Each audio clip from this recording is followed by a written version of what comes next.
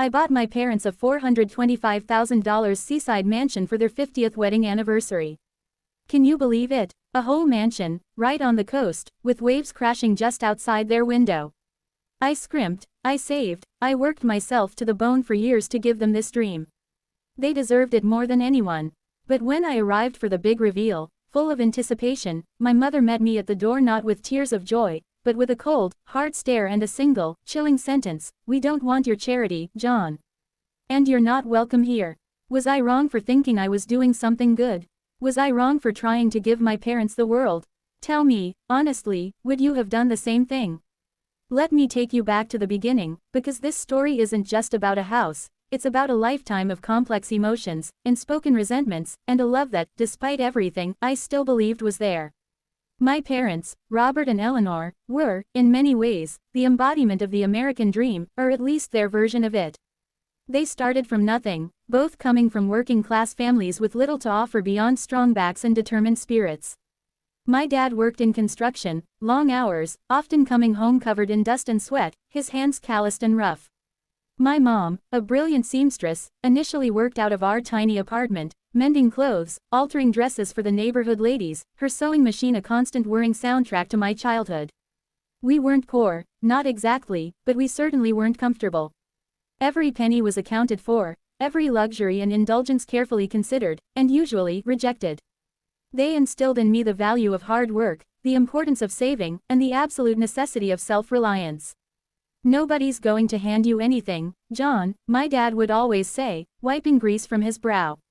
"You want something, you earn it." I took those words to heart. From a young age, I was driven. I saw the sacrifices my parents made, the tired lines around my mother's eyes, the way my father would wince when he stood up after a long day. I wanted to give them a life where they didn't have to struggle, a life of comfort and ease that they had never known. That became my singular goal. While other kids were out playing, I was studying, working odd jobs, saving every cent. I excelled in school, earned a scholarship to a good university, and pursued a career in software development. It was a lucrative field, and I thrived. The money started coming in, more than I had ever dreamed of, more than my parents had ever seen in their lives. My relationship with my parents, however, was always complicated. They were proud of my achievements, I know they were, but their pride was often tempered with a subtle, almost imperceptible distance. They never effusively praised me. A quiet nod, a brief, "good job," was usually the extent of it. They rarely visited my lavish apartment in the city, always preferring to stay in their modest, albeit comfortable, suburban home. When I offered to fly them first class for a vacation, they politely declined, saying economy was perfectly fine. When I tried to treat them to expensive dinners, they'd insist on splitting the bill, or paying for their own, making it clear they didn't want me to fuss. It felt like a constant push and pull, my attempts to give, their steadfast refusal to receive.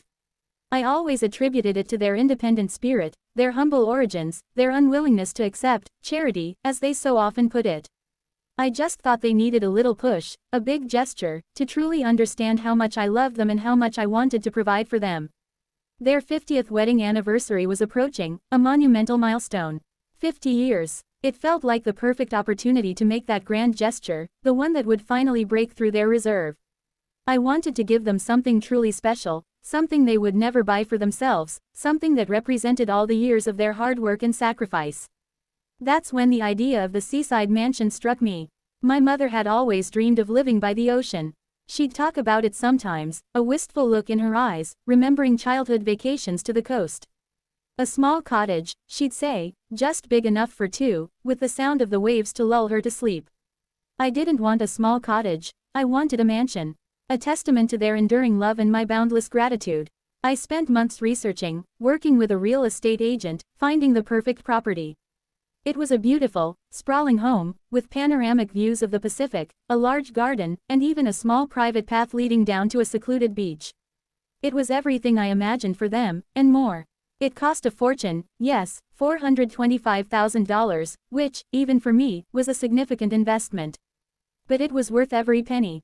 I envisioned them spending their golden years there, waking up to the sunrise over the water, enjoying quiet evenings on the patio, finally relaxing after a lifetime of labor.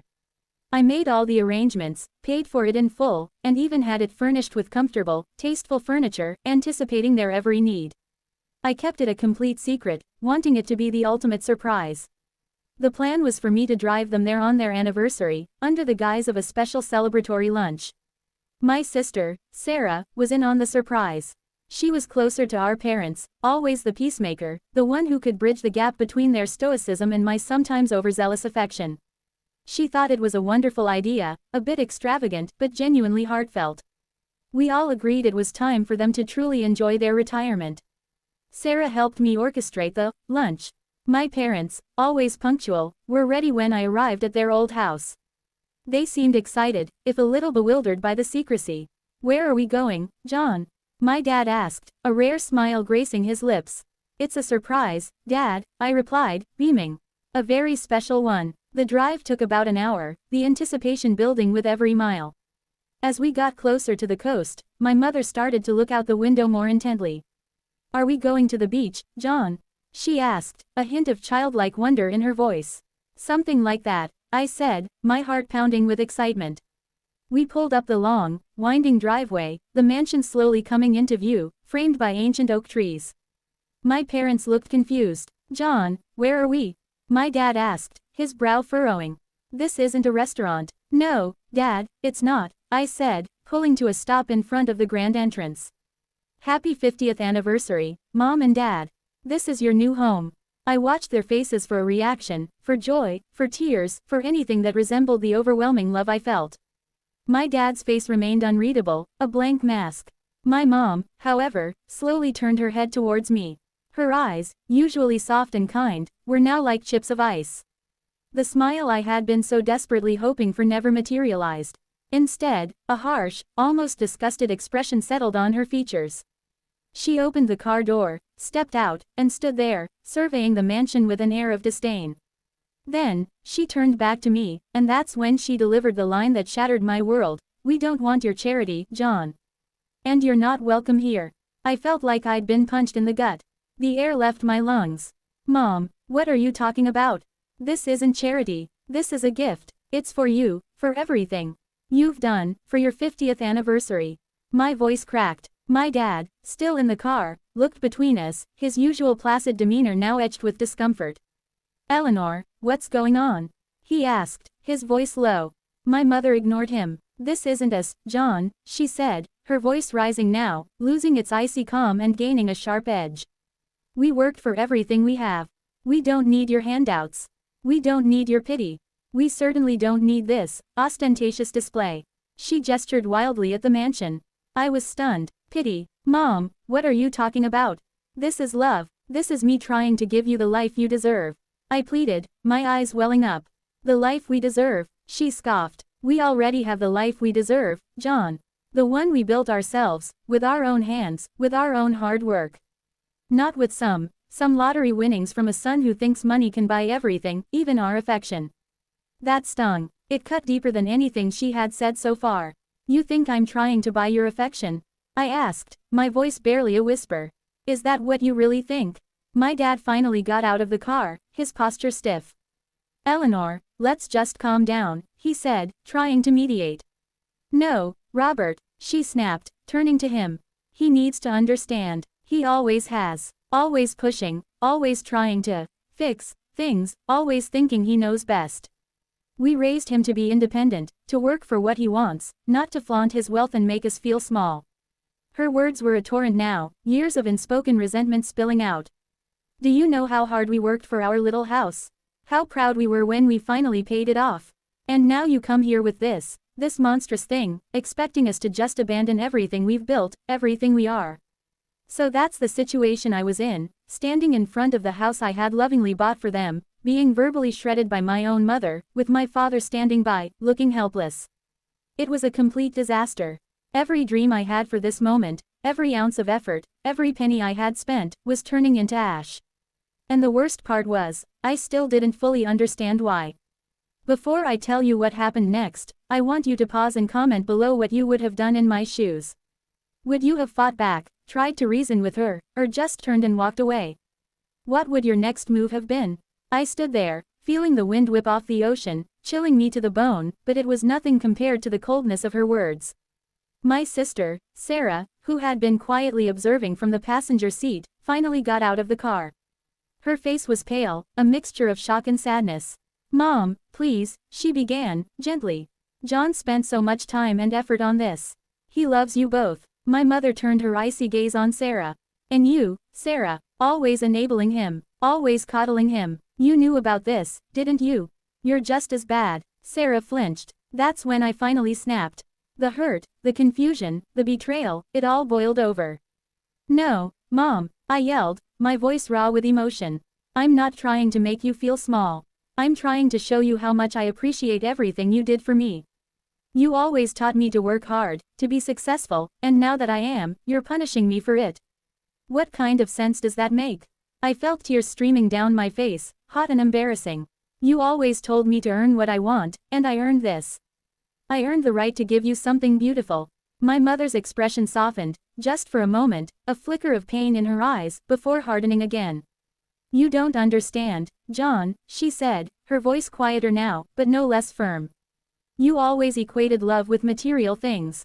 You always thought if you just bought us something expensive, we'd finally be, what? Proud of you, happier. We were proud of you when you got your first job, when you paid your own way through college. We didn't need a mansion for that." My dad finally spoke up, his voice heavy with resignation.